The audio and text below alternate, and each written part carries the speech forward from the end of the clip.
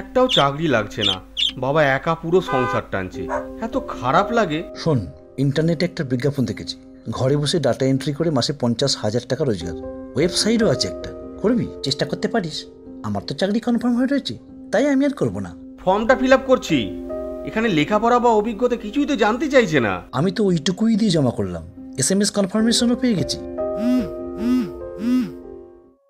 Mona darling, দুটো নতুন চিড়িয়া ফেসেছে, দেখে নাও তো। অলরাইট বস, ফোন করে কথা বলে নিচ্ছি এক্ষুনি। স্ক্যান করা কিছু লেখা দেব, সেগুলো টাইপ করে ফেলতে হবে, তবে খুব সাবধানে করবেন। 6% বেশি ভুল থাকা চলবে না। আমরা যাদের থেকে অর্ডার পাই সেখানে জমা করে দেব।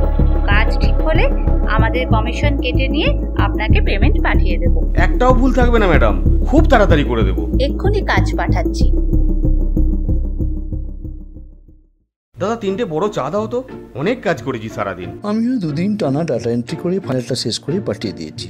জানিস, আমারও ওই কনসালটেন্সিটা থেকে ফোন এসেছিল, বললো কিছু লোককে ওরা ইমিডিয়েট নেবে, 50,000 টাকা দিলে আমায় জয়েন করে দেবে। ফাইল পাঠিয়ে 2 দিন হয়ে গেল, ওরা তো কিছুই বলছে না, পেমেন্টও এলো না।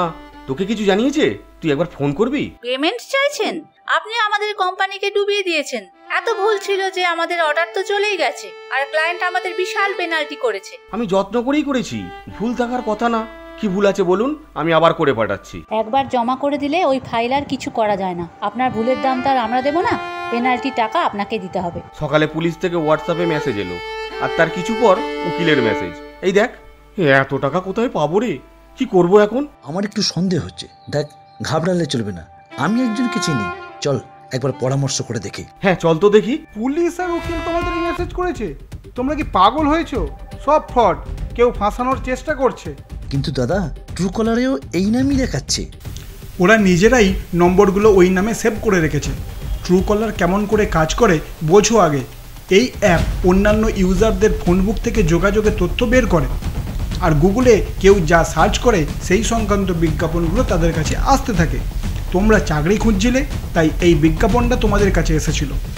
তোমরা টাকা তো দেবেই না, সোজা থানায় গিয়ে ডায়েরি করে ফেলো। ভয় পাবার কিছু নেই, এটা ফ্রড কেস। ফোন নম্বর যখন পেয়েছি আমরা ওদের ধরেই ফেলবো। এবার থেকে কয়েকটা জিনিস একটু খেয়াল রাখবেন। এই লিফলেটটা দেখুন। বাড়িতে বসে কাজের ঝুঁকি, নিয়োগকর্তার সম্পর্কে ভালো করে খোঁজ করুন। খুব সাধারণ কাজের জন্য অনেক বেশি টাকা দিলে বুঝতে হবে সেটি স্ক্যাম। নিয়োগকর্তা আপনার যোগ্যতা, কাজের অভিজ্ঞতা যাচাই না করেই কাজ দিলে বুঝতে হবে সেটি স্ক্যাম। টাইপের কাজে কত শতাংশ ভুল রয়েছে তা মাপার কোনো পদ্ধতি নেই। কাজ শুরুর আগে অবশ্যই লিখিত চুক্তি হবে, যেখানে সব শর্ত পরিষ্কার করে বলা থাকবে। আপনি সব শর্ত মেনে রাজি হলে তবেই তারা আপনাকে কাজে লাগাতে পারে। কাজে ভুল হওয়ার অজুহাতে কেউ পেনাল্টি চাইতে পারে না।